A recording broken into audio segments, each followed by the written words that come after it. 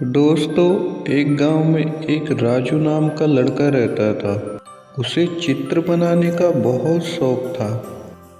वह दिन भर लकड़ी से चित्र बनाता रहता था। गरीब होने की वजह से उसके पास ना पेंसिल थी ना कॉपी थी।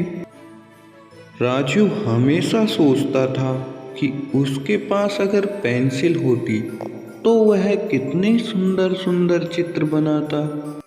एक दिन जब वह चित्र बना रहा था तब उसे एक बूढ़ी औरत मिली। उसने राजू को एक जादुई पेंसिल दी और कहा, इससे तुम हमेशा चित्र बनाकर गरीबों की मदद करना। तुम्हें अगर मेरी ज़रूरत पड़े तो इसी पेंसिल से मुझे बुला लेना।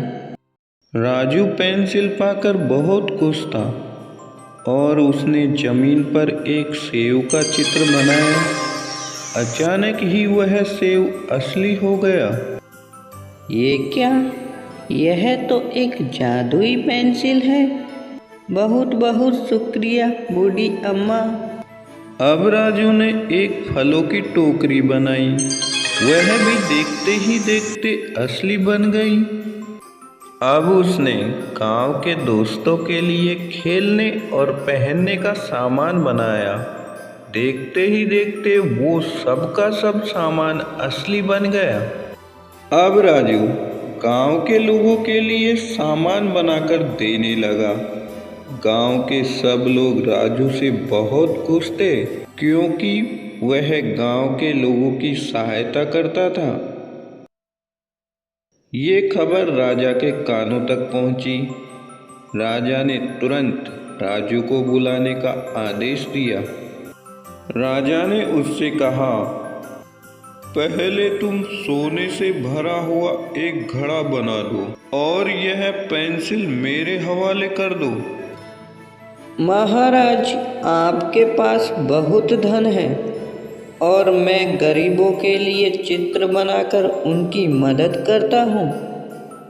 यह सुनकर राजा को गुस्सा आ जाता है और उसने सैनिकों को आदेश दिया कि वह राजू से पेंसिल छीन ले। अब राजा खुद सोने का घड़ा बनाने लगा, लेकिन वह सोने से भरा घड़ा प्रकट नहीं हुआ। यह देखकर राजा ने सेनापति को चित्र बनाने के लिए कहा, लेकिन उस चित्र में भी कोई आकृति प्रकट नहीं हुई। यह देखकर राजा और अधिक क्रोधित हुआ। सुनो राजू, जैसा मैं बोल रहा हूँ वैसा चित्र तुम्हें बनाना पड़ेगा, नहीं तो मैं तुम्हें कारागार में बंदी बना दूंगा। राजू मन ही मन सोचने लगा, अगर उसने राजा की आज्ञा का पालन नहीं किया तो राजा उसे बंदी बनाकर कारागाह में डाल देगा। फिर वह गरीबों की मदद नहीं कर पाएगा। राजू बहुत चतुर था। उसने पेंसिल को तुरंत उठाया और उस बूढ़ी अम्मा का चित्र बना दिया। देखते ही देखते बूढ़ी अम्मा वहां प्रकट हो गई। फिर उस औरत ने राजा को समझाया, महाराज को प्रणाम।